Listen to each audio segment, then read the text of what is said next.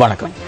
இணைந்திருப்பது இலங்கையின் முதல்தர செய்தி வழங்குகிற நியூஸ் ஃபர்ஸ்டின் இரவு 8 மணி பிரதான செய்தி அறிக்கையுடன் கொழும்பில் அமைந்துள்ள நியூஸ் ஃபர்ஸ்டின் பிரதான கலையகத்திலிருந்து உங்களை சந்திக்கும் நான் ஜூனியன் சிந்துஜன்.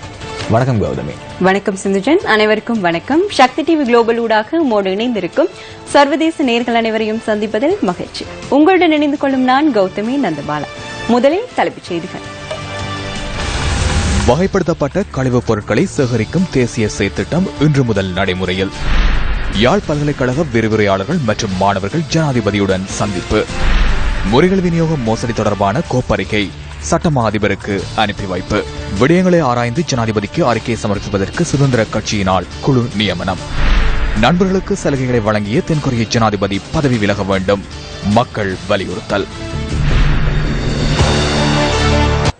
தொடர்பு விரிவான செய்திகள். வகைப்படுத்தப்பட்ட கழிவுப் பொருட்களை சேகரிக்கும் தேசிய செயற்திட்டம் இன்று ஆரம்பித்து வைக்கப்பட்டது. இந்த திட்டத்தின் அங்குரார்ப்பண நிகழ்வு ஜனாதிபதி மைத்ரிபால சிறிசேன தலைமையில் நடைபெற்றது.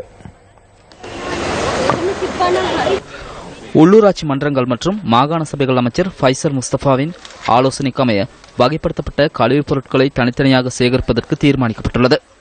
காகிதம், கார்ட்போர்டு, கண்ணாடி, பிளாஸ்டிக், பொலித்தீன் மற்றும் சிதைவடையும் கழிவுகள் தனித்தனியாக வகைப்படுத்தப்பட உள்ளன. இந்த செயற்திட்டத்தின் மூலம் உள்ளூராட்சி மன்றங்களால் சேகரிக்கப்படுகின்ற கழிவுப் பொருட்களின் அளவு 50 தொடக்கம் 60 வீதத்தால் குறைவடையும் என எதிர்பார்க்கப்படுகின்றது. பிரிசிது நகரයක් பிரிசிது රටක් தூய்மையான நகரம் தூய்மையான நாடு சுற்றாடல் பாதுகாப்பு மற்றும் கழிவுப்பொருள் முகாமைத்துவம் தொடர்பில் அபிவிருத்தி அடைந்த நாடுகளின் முன்னுதாரணம் மற்றும் அனுபவங்களை நாம் பெற்றுக்கொள்ள வேண்டும். இந்த புதிய செயற்திட்டத்தை வெற்றிகரமாக முன்னெடுப்பதற்கு ஒத்துழைப்பு வழங்கிய அனைவருக்கும் நன்றி கூறுகின்றேன். நாட்டு மக்கள் அனைவரிடமும் நான் அன்பாக ஒரு வேண்டுகோளை விடுக்கின்றேன். இந்த செயற்திட்டத்துடன் அனைவரும் ஒன்றிணைந்து பங்களிப்பையும் ஒத்துழைப்பையும் வழங்கி நமது நோக்கத்தை அடைவதற்கு உதவுங்கள். මේ කාර්යයට සෑම කෙනෙක්ම එකතු වෙලා තමන්ගේ දායකත්වය සහයෝගය සහ අනුග්‍රහය ජනතාවගේ සහයෝගය නැතුව මේක කරන්න බෑ. மக்களின் ஒத்துழைப்பின்றி இந்த திட்டத்தை நிறைவேற்ற முடியாது. நாம் முன்னெடுக்கும் அபிவிருத்தி திட்டங்களுடன் இந்த பிரச்சனையை மேலும் உக்கிரமடையலாம். அதேபோன்று சுற்றுலா போன்ற துறைகளை மேம்படுத்தவும் நாம் சுற்றாடலை பாதுகாக்க வேண்டியது அவசியமாகும். අපිට දියුණු කරන්න නම් අපි අපේ පරිසරය රැක மகாநகர சபா விசுத்துனே 23 மாநகர சபைக்குட்பட்ட பகுதிகளில் சிதைவடையும் மற்றும் சிதைவடையாத கழிவுப் பொருட்களை வகைப்படுத்தி வழங்காவிட்டால் அதனை ஏற்றுக்கொள்ள வேண்டாம் என அறிவித்துள்ளோம். நவம்பர் 1ஆம் தேதி நாம் ஆரம்பித்தோம். இந்த நடவடிக்கையால் குப்பை மேடுகளை நாட்டில் குறைக்க முடியும். அதேபோன்று கழிவுப் பொருள் மேல் சுழற்சியூடாக அபிவிருத்தி அடைந்த நாடுகளில் காணப்படுகின்ற தீர்வுகளை நோக்கி நாம் செல்ல முடியும் என நான் நம்புகின்றேன். සම්බන්ධයෙන් දෙන විසඳුම් වලට අපට යෑමට හැකි වෙයි කියලා මා විශ්වාස කරනවා. பல்கலைக்கழக உபவேந்தர் மற்றும் மாணவர் சங்க பிரதிநிதிகள் இன்று ஜனாதிபதி மைத்ரிபால சிறிசேனவை சந்தித்து கலந்துரையாடியுள்ளனர்.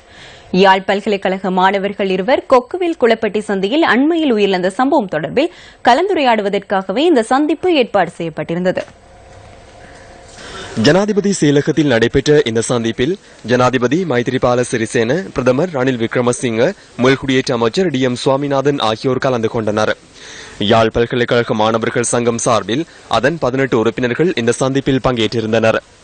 மாணவன் சுலக்ஷன் மற்றும் கஜன் ஆகியோரின் மரணம் தொடர்பில் முறையான விசாரணை நடத்தப்பட வேண்டும் எனவும் உயிரிழந்த மாணவர்களின் குடும்பத்தாருக்கு இழப்பீடு வழங்கப்பட வேண்டும் எனவும் எதிர்காலத்தில் மாணவர்களின் பாதுகாப்பு உறுதிப்படுத்தப்பட வேண்டும் எனவும் இதன்போது மாணவர்கள் கோரிக்கை விடுத்தனர். நீதவான் விசாரணை அறிக்கை கிடைத்தவுடன் பாதிக்கப்பட்ட குடும்பங்களுக்கு நட்டஈடு வழங்கப்படும் என இதன்போது உறுதியளிக்கப்பட்டுள்ளது. ஏனைய கோரிக்கைகள் தொடர்பிலும் விரைவில் உரிய பதில் வழங்கப்படும் என ஜனாதிபதி உறுதியளித்ததாக ஜனாதிபதியின் ஊடகப் பிரிவு குறிப்பிட்டுள்ளது. இன்றைய தினம் நடைபெற்ற கலந்துரையாடலின் போது தெரிவிக்கப்பட்ட விடயங்கள் குறித்து நாளை அனைத்து தரப்பினரையும் தெளிவுபடுத்த எண்ணியுள்ளதாக யாழ் பல்கலைக்கழக மாணவர் சங்கம் தெரிவித்துள்ளது. அமைச்சர் நிமல் ஸ்ரீபாலடி சில்வாவின் தலைமையில் குழு நியமித்து முறைகள் விநியோக ஊழல் தொடர்பில் அறிக்கை தயாரித்து அதனை ஜனாதிபதியிடம் கையளிப்பதற்கு ஸ்ரீலங்கா சுதந்திர கட்சியின் மத்திய செயற்குழு தீர்மானம் மேற்கொண்டுள்ளது. ஸ்ரீலங்கா சுதந்திர கட்சியின் மத்திய செயற்குழு ஜனாதிபதி மைத்ரிபால சிறிசேன தலைமையில் நேற்றிரவு கூடியது. மத்திய வங்கியின் கொடுக்கல் வாங்கல் தொடர்பில் இதன்போது நீண்ட நேரம் கலந்துரையாடப்பட்டது. மத்திய செயற்குழுவினால் நியமிக்கப்பட்டுள்ள குழுவில் நிமல் சிறிபாலடி சில்வா, கலாநிதி சரத் அமுனுகம, அனுர பிரியதர்ஷன யாப்பா, WDG செனவிரத்ன, லக்ஷ்மண் யாப்பா அபேவர்தன, டிலான் பெரேரா மற்றும் லசந்த அழகியவன் ஆகியோர் உள்ளடங்குகின்றனர். அறிக்கை இழுத்தடிப்பு செய்வதற்கான ஒன்றல்ல. அறிக்கையின் தீர்மானத்தின்படி ஜனாதிபதி இந்த நடவடிக்கையில் தலையிடுவார். கடந்த அரசாங்கமாக இருந்தாலும் சரி, தற்போதைய அரசாங்கமாக இருந்தாலும் சரி, தவறு இழைத்திருந்தால் தண்டனை விதிக்கப்பட வேண்டும். தேசிய அரசாங்கத்தில் இருந்து கொண்டு எமது கட்சியின் நிலைப்பாட்டை நிச்சயமாக உறுதிப்படுத்த வேண்டும். இதில் தவறு இடம்பெற்றிருப்பதாகவே எமக்கு தெரிகின்றது. அந்த தவறுக்கு தண்டனை பெற்றுக் கொடுப்பதுடன் அந்த நிதியை எவ்வாறு மீள அறவிடுவது என்பது தொடர்பில் செயற்படுவதே எமது எதிர்பார்ப்பாகும்.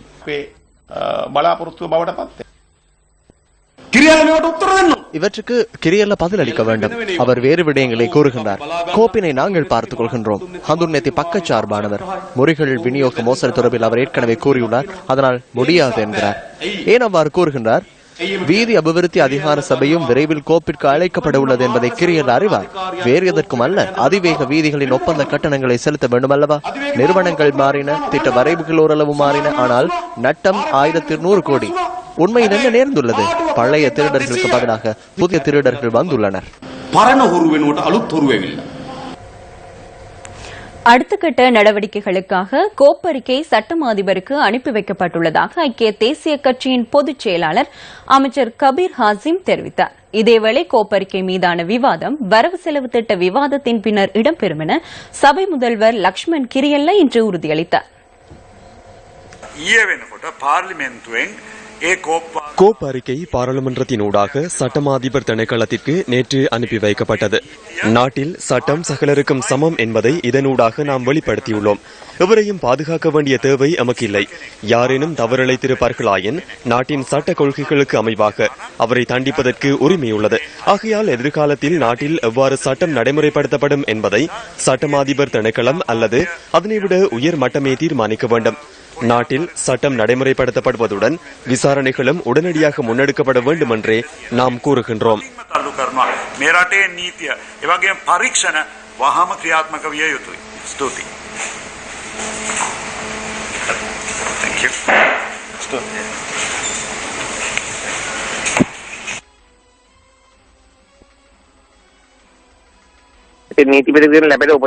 சட்டமாதிபரிடமிருந்து கிடைக்கும் ஆலோசனைக்கு அமைய எதிர்காலத்தில் நாம் செயற்படுவோம். நாட்டின் பிரதான சட்ட அதிகாரி சட்டமாதிபர் என பிரதமர் ரணில் விக்ரமசிங்க நமக்கு ஆலோசனை வழங்கியுள்ளார். இந்த அறிக்கை தொடர்பில் அவரிடம் கருத்து கேட்க வேண்டும். இரு தரப்பிலிருந்தும் குறைபாடுகள் சுட்டிக்காட்டப்பட்டுள்ளன. எதிர்காலத்தில் எடுக்கப்பட வேண்டிய நடவடிக்கைகள் தொடர்பில் அவரிடமிருந்து நமக்கு ஆலோசனை கிடைக்கும். வரவு செலவு திட்டத்தின் பின்னர் நாம் அதனை விவாதத்திற்கு எடுத்துக் கொள்வோம். லக்ஷ்மண் கிரியல்ல கோப் குழுவின் உறுப்பினர் அல்ல. ஒரு பக்கத்தையேனும் வாசிக்காமலேயே அவருக்கு தேவையானவாறு செயற்படுகின்றார், கூச்சலிடுகின்றார். அதனை பொருட்படுத்த வேண்டியதில்லை. இது தொடர்பில் அவருக்கு போதிய தெளிவில்லை. இதுபோன்ற அரச நிதி மோசடி தொடர்பில் தென்கொரிய ஜனாதிபதி பதவி விலக வேண்டும் என ஆர்ப்பாட்டங்கள் முன்னெடுக்கப்படுகின்றன. ஜனாதிபதியின் நண்பர் ஒருவர் இங்கிருக்கின்றார். அந்த நாட்டில் சோ என்ற நண்பர் இருந்தார். இங்கு சிங்கப்பூர் அர்ஜுன் மகேந்திரன் உள்ளார். திருட்டு இடம்பெற்றுள்ளதாக சுட்டிக்காட்டப்பட்டுள்ளது. பிரதமர் மீது குற்றச்சாட்டு முன்வைக்கப்பட்டுள்ள நிலையில் தாம் தவறளித்திருக்காவிடின் ராஜினாமா செய்து சுயாதீன விசாரணைக்கு இடமளிக்க வேண்டும். இதனைவிட யாசகர்கள் சிறந்தவர்கள். அர்ஜுன் மகேந்திரன் போன்றவர்கள் பாத்திரம் ஒன்றுடன் புறக்கோட்டைக்கு சென்று யாசகம் கேட்டால் மக்கள் கருணை காட்டி 50% வழங்குவார்கள்.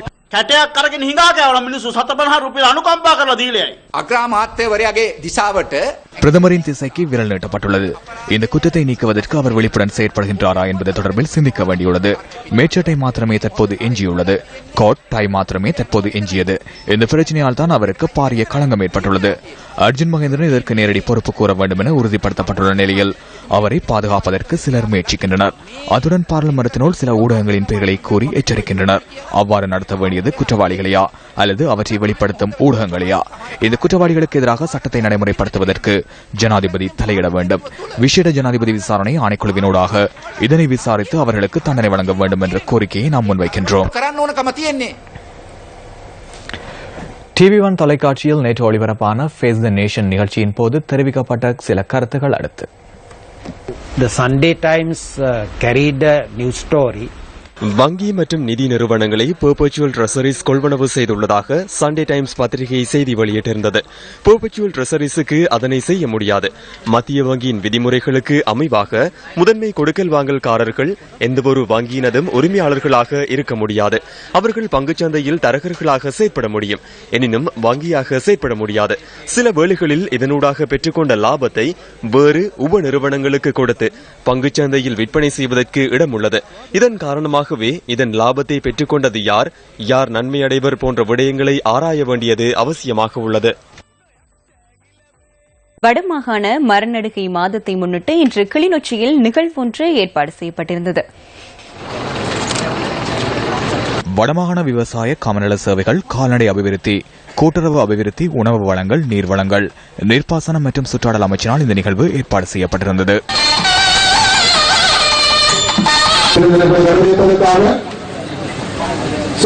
இவ்வருடம் இந்நாட்டின் மண்ணுக்கே சொந்தமான மரங்களை நடுவோம் என்ற அடிப்படையில் அவற்றை அடையாளம் கண்டு மாகாணம் பூராகவும் நடுவதற்கு நடவடிக்கைகள் எடுத்துள்ளோம். மாறான எமது பாரம்பரிய தருக்களே எமது மண்ணின் செழுமையை இற்றை வரை தக்க வைத்திருப்பவை. அவற்றை அடையாளம் கண்டு மீண்டும் மீண்டும் நடுவதால் நாம் எமது பாரம்பரியத்தை வலியுறுத்துகின்றோம், வரலாற்றை வளம்படுத்துகின்றோம். இராணுவத்தினரால் பாதுகாப்பு என்ற சாட்டில் மரங்கள் பல வெட்டி தரித்த இந்த பிரதேசத்தில் மரங்கள் இருந்தால்தான் வனாந்தரம் போல் எமது மாகாணம் வருங்காலத்தில் ஆகாது காத்திட அவை உதவுவன.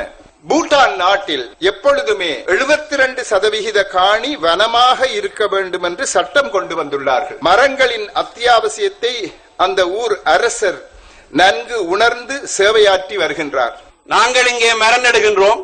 கிளிநொச்சியில் இரண்டுமடுவை தாண்டி அங்கே காட்டுக்குள் யாராவது மரம் வெட்டி கொண்டு இருக்கிறார்கள். அமைச்சர் என்ன செய்தார், அமைச்சு என்ன செய்தது, வடமாகாண சபை என்ன செய்தது என்று சொல்லி கேட்கக்கூடும். எங்களுடைய சக்திக்கு உட்பட்டது இதுதான். மரங்களை நடலாம், மரங்களை தரலாம். எங்களுக்கான ஒரு ஆட்சி அதிகாரம், எங்களுக்கான ஒரு நிறைவேற்று அதிகாரம் இருந்திருந்தால் நிச்சயமாக மரநடுகை அல்ல, மணல் கொள்ளை என அத்தனை இயற்கைக்கு மாறான காரியங்களையும் கைங்கரியங்களையும் எங்களினால் தடுத்து நிறுத்த முடியும். பெயரளவில் இந்த விதமான அதிகாரங்களும் இல்லாமல் எங்களுக்கு தரப்பட்டிருக்கின்ற மாகாண சபையை வைத்துக் கொண்டு இறுக்கமான நிர்வாகங்களை எங்களினால் முன்னெடுக்க முடியாத நிலையில் தானாக இருக்கின்றோம். கௌரவ அமைச்சர் அவர்கள் காடுகள் அழிக்கப்படுவதை நாங்கள் பார்த்துக் கொண்டிருக்கின்ற அளவுக்கு கைகள் கட்டப்பட்டிருப்பதாக சொன்னார். நான் மாண்புமிகு முதலமைச்சர் அவர்களை இந்த இடத்திலே கேட்க விரும்புவது, நீதியரசர் அவர்களை, நீங்கள் மாகாண சபை சார்பிலே ஒவ்வொரு பிரச்சனைக்கும் வழக்குகளை தாக்கல் செய்யுங்கள். கிடைக்கின்ற செய்திகளை பார்க்கின்ற பொழுது பாலைவனமாக மாறக்கூடிய விதத்திலே காடழிப்பு நடந்து கொண்டிருக்கிறது. அதையும் சமகாலத்திலே தடுத்து நிறுத்த வேண்டும். நாம் எதுவும் செய்ய முடியாத கைங்கரியம் அற்றவர்களாக இன்று வாழ்ந்து கொண்டிருக்கின்றோம். இந்த நிலைமை தொடரக்கூடாது என்பது என்னுடைய அவா. அளிக்கப்பட்ட தேக்க மரங்களுக்கு பதிலாக முல்லைத்தீவிலே தேக்க மரங்கள் நாட்டப்பட வேண்டும். அவையெல்லாம் எங்களுடைய மக்களுடைய எதிர்கால சந்ததியினருடைய வாழ்வுக்காக என்பதை மறந்துவிடாது அதைகளை முன்னெடுக்க வேண்டும் என்று தயவாக எமது அமைச்சரை பார்த்து கேட்கின்றேன். மனிதன் என்ற உயிரினம் இந்த பூமியை ஆளுமை படைத்த உயிரினமாக மாறத் தொடங்கினானோ அன்றிலிருந்து மனிதன் இயற்கையை சகல வழிகளையும், தனிய மரங்களை வெட்டுவதால் மட்டுமல்ல இலக்கையை சகல வழிகளையும் அழித்துக் கொண்டிருக்கின்றான். அதனுடைய விளைவுதான் இன்னொரு முழு உயிரினங்களும் இந்த உலகில் இருந்து அழியக்கூடிய சாத்தியக்கூறு இருப்பதாக விஞ்ஞான ஆய்வுகளிலே முன்னுரிமை சாத்தியக்கூறாக காட்டிக் கொண்டிருக்கிறார்கள். ஆதலால் இதை நாங்கள் உணரும் மட்டும் இந்த இயற்கை அழிவை நாங்கள் தடுக்காம விட்டால் நாங்கள் இன்னொரு உலக அழிவை நோக்கி சென்று கொண்டிருக்கின்றோம் என்பது ஆதாரமாக விஞ்ஞான பூர்வ ஆதாரமாக காட்டப்பட்டுக் கொண்டிருக்கிறது. முல்லைத்தீவு கேப்பாபலவு பகுதியில் மக்களுடனான சந்திப்பு ஒன்றில் வடமாகாண முதலமைச்சர் CV விக்னேஸ்வரன் இன்று கலந்து கொண்டார். கேப்பாபிளவு பகுதி பிள்ளையார் ஆலய வளாகத்தில் இந்த சந்திப்பு இடம்பெற்றது. இதன்போது கேப்பாபிளவு மக்களின் காணி விடுவிப்பு தொடர்பில் கலந்துரையாடப்பட்டதாக எமது பிராந்திய செய்தியாளர் குறிப்பிட்டார். இந்த நிகழ்வில் வடமாகாண சபை உறுப்பினர் து. ரவிகரனும் கலந்து கொண்டிருந்தார். காணி விடுவிப்பு தொடர்பில் வடமாகாண முதலமைச்சர் இதன்போது கருத்து தெரிவித்தார்.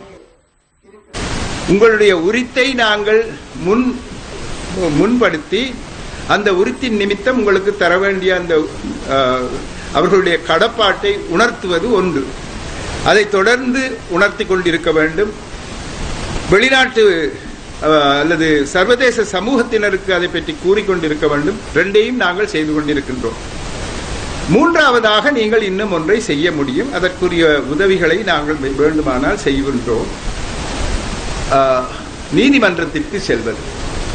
ஏனென்றால் நான் இது எதற்காக கூறுகின்றேன் என்றால், நீதிமன்றத்துக்கு சென்றாலே எத்தனையோ வருடங்கள் செல்லுகின்றது என்பது எனக்கு தெரியும். ஆனால் நீதிமன்றத்துக்கு செல்வதால் சில நன்மைகள் இருக்கின்றன. உங்களுடைய உரித்துக்களை அந்த நீதிமன்ற அந்த ஆவணங்களிலே குறித்து அவற்றை குறிப்பிட்டு அவற்றினுடைய பிரதிகளை நாங்கள் மனித உரிமை கமிஷனுக்கும் வேறு எத்தனையோ இடங்களுக்கும் எல்லாவற்றுக்கும் இதனை தெரியப்படுத்தினால் சில நன்மைகள் கிடைக்கக்கூடும் என்பது என்னுடைய தாழ்மையான கருத்து. பெத்த மண் சரிவினால் பாதிக்கப்பட்ட மக்களுக்கு புதிதாக வழங்கப்பட்ட வீடமைப்பு திட்டத்தில் உரிய வடிகால் கட்டமைப்பு இன்மையினால் மக்கள் பெரிதும் பாதிக்கப்பட்டுள்ளனர். 2 வருடங்களின் பின்னர் பல்வேறு எதிர்பார்ப்புகளுக்கு மத்தியில் வீடுகளில் குடியமர்ந்தாலும் தாம் தொடர்ந்தும் சிரமங்களை எதிர்கொள்வதாக மக்கள் தெரிவிக்கின்றனர். மீறியபெத்த மண் சரிவினால் தமது உறவுகளையும் உடைமைகளையும் இழந்து 2 வருடங்கள் மாக்கந்த தேயிலை தொழிற்சாலையில் தங்கியிருந்த மக்களுக்கு கடந்த 22ஆம் தேதி வீடுகள் வழங்கப்பட்டன.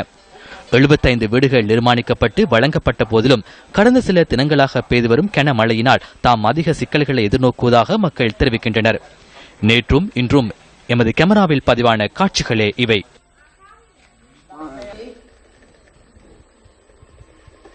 உரிய வடிகான் கட்டமைப்பின்மையினால் சில பகுதிகள் தாழிறங்கியுள்ளதோடு அநேகமான பகுதிகள் சேரும் சகுதியுமாக காணப்படுகின்றன. இந்த நிலையில் மக்கள் தமது சொந்த செலவில் மதில்களை அமைக்கும் காட்சிகளும் எமது கேமராவில் பதிவாகின. மழை பெஞ்ச கைக்கு மேல உள்ள கட்டு தண்ணி வருது, அந்த தண்ணி வருது, வந்த கைக்கு எல்லாம் அங்கனே தான் தண்ணி இறங்குது. அதனால டொய்லெட் குழி நிறைஞ்சிருச்சு, தண்ணி மேல எடுத்துக்கிட்டு வருது, டொய்லெட்டுக்கு போகவே இல்லை. நாங்க சாப்பிட கூட ஒவ்வொரு நேரம் கஷ்டத்துல இருக்கிற நேரத்துல இந்த பெம்மை கட்ட நாங்க எங்க போவோம்? அது வந்து இந்த கட்டி கொடுக்கலாம் தானே, ஏன் கட்டி கொடுக்க மாட்டேங்கிறாங்க? இது அங்கதான் பயம்னு சொத்து சோத்த உயிரெல்லாம் போக்கிட்டு வந்தோம்னு சொன்னா இப்ப இந்த இருக்கிற உயிரும் போகுது.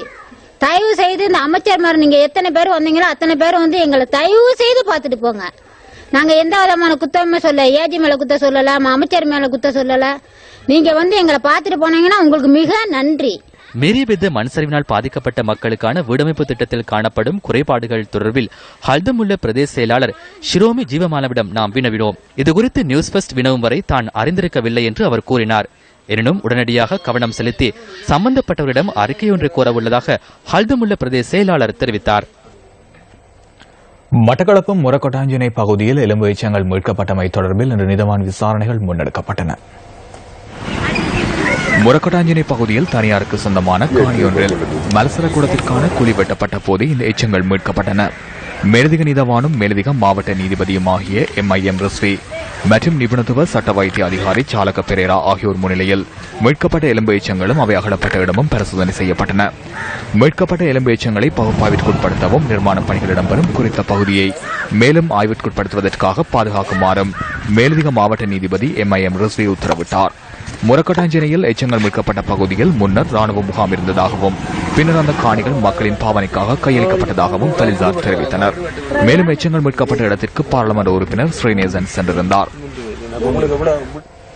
லிந்துலை வோல்ட்ரீம் தோட்டத்தின் கொனன் பிரிவில் உள்ள ஸ்ரீ முத்துமாரியம்மன் ஆலயத்தின் பூட்டு உடைக்கப்பட்டு அங்கிருந்த பெறுமதியான பொருட்கள் திருடப்பட்டுள்ளன. ஸ்ரீ முத்துமாரியம்மன் ஆலயத்தின் பூட்டு இன்று அதிகாலை உடைக்கப்பட்டிருந்ததாக ஆலய நிர்வாகத்தினரிடமிருந்து முறைப்பாடு கிடைத்துள்ளதாக லிந்துலை போலீசார் குறிப்பிட்டனர். அம்மன் விக்கிரகத்திலிருந்த ஆபரணங்கள் உட்பட பெறுமதிமிக்க தங்க நகைகளும் உண்டியல் பணமும் திருடப்பட்டுள்ளன. கோயிலெலாம் உடைச்சி நிறைய சாமான்லாம் களவு எடுத்துட்டாங்க. காலையில் வந்து லைட் நிப்பாட்டு வர போக்குள்ள கோயிலெலாம் உடைச்சிருந்துச்சு. கோயிலில் உள்ள உண்டியல்லாம் எடுத்துகிட்டு போயிட்டாங்க. ஐயர் காமராவெல்லாம் உடைச்சி அவர்கிட்ட டிவி, அவர்கிட்ட இருந்த காசு, நிறைய சாமான், அவர்கிட்ட டெக்கு எல்லாம் நிறைய சாமான் எடுத்துகிட்டு போயிட்டாங்க. இந்த சம்பந்தமாக நாங்கள் இந்துல போலீஸ்க்கு அறிவிச்சிருந்தோம். வந்தாங்க, நுவர்லியிலேருந்து வந்தாங்க. எல்லாம் வந்து கைரேகையெல்லாம் எடுத்துகிட்டு போயிருக்காங்க. இதே மாதிரி நிறைய தடவை எத்தனையோ கோயில்கள் உடப்பட்டு களவெடுத்திருக்காங்க. இந்த திருட்டு சம்பவம் தொடர்பில் இதுவரை சந்தேக நபர்கள் வரும் அடையாளம் காணப்படவில்லை என போலீசார் தெரிவித்தனர். கிடைத்துள்ள முறைப்பாட்டின் பிரகாரம் மேலதிக விசாரணைகளை லிந்துலை போலீசார் மேற்கொண்டு வருகின்றனர். கூட்டு வன்புணர்விற்குட்படுத்தப்பட்டு படுகொலை செய்யப்பட்ட யாழ் புங்குடுதீவு மாணவி சிவலோகநாதன் வித்யா கொலையுடன் தொடர்புடைய சந்தேக நபர்கள் 12 பேரின் விளக்கமறியல் தொடர்ந்தும் நீடிக்கப்பட்டுள்ளது. சந்தேக நபர்கள் 12 பேரும் ஊர்காவல்துறை நீதவான் நீதிமன்றத்தில் இன்று ஆஜர்படுத்தப்பட்டதை அடுத்து அவர்களை எதிர்வரும் 15ஆம் தேதி வரை தொடர்ந்தும் விளக்கமறியலில் வைக்குமாறு நீதவான் உத்தரவு பிறப்பித்தார். இந்த வழக்கை யாழ் மேல் நீதிமன்றத்திற்கு பாரப்படுத்துவதற்கு சட்டமா அதிபர் திணைக்களம் நடவடிக்கை எடுத்து வருவதாக கடந்த வழக்கு தவணையின் போது நீதவான் தெரிவித்திருந்தார். பல்கலைக்கழக அனுமதியின் போது நுவரெலியா மாவட்ட மாணவர்களுக்கு அநீதி இழைக்கப்படுவதாக தெரிவித்து பெற்றோர் இன்று ஆர்ப்பாட்டம் ஒன்றில் ஈடுபட்டனர். வெளி மாவட்ட மாணவர்கள் நுவரெலியா மாவட்டம் மூலம் பரீட்சையில் தோற்றுவதனால் தமது பிள்ளைகளுக்கு கிடைக்க வேண்டிய சந்தர்ப்பம் இல்லாமல் போவதாக பெற்றோர் தெரிவிக்கின்றனர். சில அதிபர்கள் வெளி மாவட்ட மாணவர்களுக்கு சந்தர்ப்பம் வழங்கும் வகையில் செயற்படுவதாக இவர்கள் தெரிவித்தனர். அத்துடன் நுவரெலியா மாவட்டத்திற்கான வெட்டுப்புள்ளி அதிகரிக்கப்பட்டுள்ளதாகவும் பெற்றோர் குறிப்பிட்டனர். நம்மட பிள்ளைங்களுக்கு இசட் கோரா கூட்டிட்டாங்க. ஆனா நம்மட பிள்ளைங்களுக்கு இசட் கோரா குறைக்கணும். இப்படி குறைக்கலாட்டி நாங்க அனைத்து பாடசாலைகளும் நுவரெலியா மாவட்டத்தில் இருக்கிற அனைத்து பாடசாலைகளும் சேர்ந்து உண்ணாவிரத போராட்டம் சரி நாங்க அனைத்து பேரும் இருப்போம். ஏன்னு கேட்டா இப்ப பாருங்க, நாங்க ஒரு ஹாஸ்பிட்டலுக்கு போனோம்னா அங்க பார்த்தா வேற வேற மாவட்டத்துல இருந்து வைத்தியங்களுங்க தான் இருக்கிறாங்க. நம்மட பிள்ளைங்க என்ன இங்க இருந்து தோட்ட வேலை மட்டுமா செய்ய இருக்கிறாங்க? இல்ல, நம்மட பிள்ளைங்கன்னா நாங்க எவ்வளவு கஷ்டப்பட்டு படிக்க வைக்கிறோம். அப்ப அந்த கஷ்டத்துக்கு எங்களுக்கு ஒரு பலன் கிடைக்கணும். அமெரிக்கன் இலங்கை மிஷனின் 200 ஆண்டுகள் நிறைவு தினத்தை முன்னிட்டு நேற்று நிகழ்வு ஒன்று நடைபெற்றது. இந்த நிகழ்வில் இலங்கைக்கான அமெரிக்க தூதர் அதுல் கேஷா உள்ளிட்ட பலர் கலந்து கொண்டிருந்தனர். இந்த 200வது ஆண்டு கொண்டாட்டங்கள் அமெரிக்க மிஷனரிகளுக்கும் விஞ்ஞானிகளுக்கும் இடையிலுள்ள தொடர்பினை நினைவூட்டுவதாகவும் அதேபோன்று வர்த்தகர்களுக்கும் சுற்றுலா பயணிகளுக்கும் எழுத்தாளர்கள் மற்றும் கலைஞர்களுக்கும் இடையில் மக்களுக்கு இடையிலான பிணைப்பை பிரதிபலிப்பதாக அமைந்துள்ளது.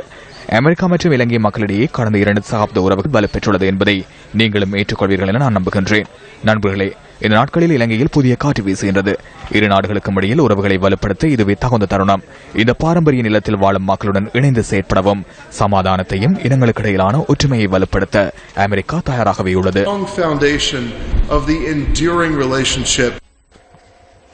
காட்டு யானையின் தாக்கத்தினால் உயிர்களையும் உடைமைகளையும் பறிகொடுத்த அனுராதபுரம் ஓயாமடுவ பகுதி மக்கள் இன்று ஆர்ப்பாட்டங்களில் ஈடுபட்டனர். கடந்த 3 தினங்களுக்குள் காட்டு யானைகளால் கிராமத்தில் உள்ள 12 வீடுகள் சேதமாக்கப்பட்டுள்ளதாக கிராம மக்கள் தெரிவிக்கின்றனர். தொடர்ந்தும் யானை வெடிகளை பயன்படுத்தி தமது உயிர்களை காப்பாற்றிக் கொள்ள முடியாது என்று மக்கள் குறிப்பிடுகின்றனர். அனுராதபுரம் மகாவிலட்சிய வீதியில் இன்று மக்கள் இதற்காக ஆர்ப்பாட்டத்தில் ஈடுபட்டனர். மகாவிலட்சிய போலீஸ் நிலைய பொறுப்பதிகாரி இந்த விடயம் தொடர்பில் அமைச்சர் துமிந்த் திசாநாயக்குடன் தொலைபேசியூடாக கலந்துரையாடினார். வனவிலங்கு அதிகாரிகளை இந்த விடயம் தொடர்பில் அமைச்சர் தெளிவூட்டியதாக அங்கு குழுமிருந்த மக்களுக்கு போலீஸ் பொறுப்பதிகாரி அறிவித்தார்.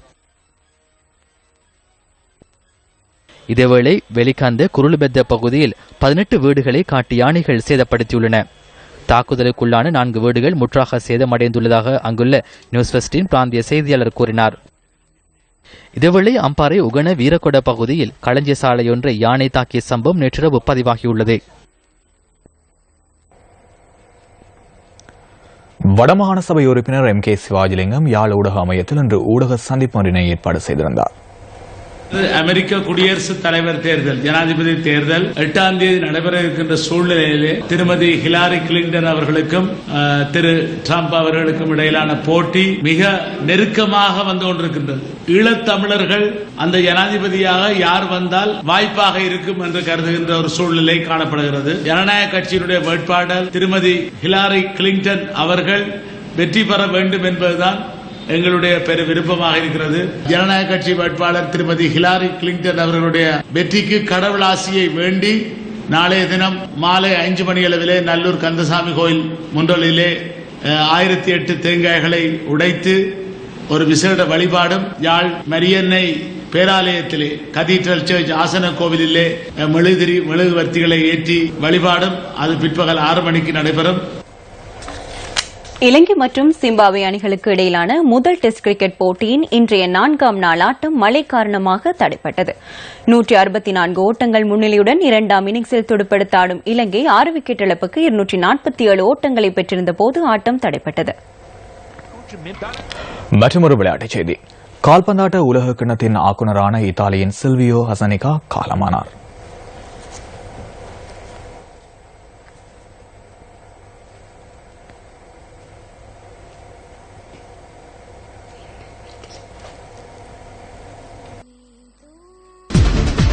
உலகக்கிண்ண கால்பந்தாட்ட தொடரில் வெற்றியாளர்களுக்கு பரிசளிக்கப்படும் தற்போது பாவனையில் உள்ள வெற்றி கிண்ணம் 1974ஆம் ஆண்டில் அறிமுகப்படுத்தப்பட்டுள்ளது. அதற்காக வெவ்வேறு வடிவிலான 53 உத்தேச கிண்ணங்கள் விண்ணப்பிக்கப்பட்டிருந்த போதிலும் இத்தாலி நிறுவனம் ஒன்று சார்பில் சில்வியோ ஹசனிகா முன்வைத்த கிண்ணத்துக்கே சர்வதேச கால்பந்தாட்ட சம்மேளனம் விருப்பம் தெரிவித்திருந்தது. 36.5 சென்டிமீட்டர் உயரம் கொண்ட இந்த கிண்ணம் 5 கிலோகிராம் எடை கொண்டதாகவும் 75% தங்கமுலாம் பூசியதாகவும் காணப்பட்டது. அந்த கிண்ணத்தின் வடிவமைப்பாளரான சில்வியோ கசனோ தனது 95வது வயதில் காலமானார். அன்னாரின் மறைவுக்கு சர்வதேச கால்பந்தாட்ட சம்மேளனம் இரங்கல் வெளியிட்டுள்ளது. கால்பந்தாட்ட உலகில் இதுவரை வடிவமைக்கப்பட்ட கிண்ணங்களில் கண்கவரும் கிண்ணத்தை வடிவமைத்தவர் என்ற சிறப்பும் சில்வியோ கசனியை சார்கின்றது. அந்த விளையாட்டு செய்தியுடன் நியூஸ் ஃபர்ஸ்ட் நிறைய தினத்திற்கான இரவு 8 மணி பிரதான செய்தி அறிக்கை நிறைவுக்கு வருகின்றது. அடுத்த பிரதான செய்திகளை இரவு 10:45 எதிர்பாருங்கள். வணக்கம்.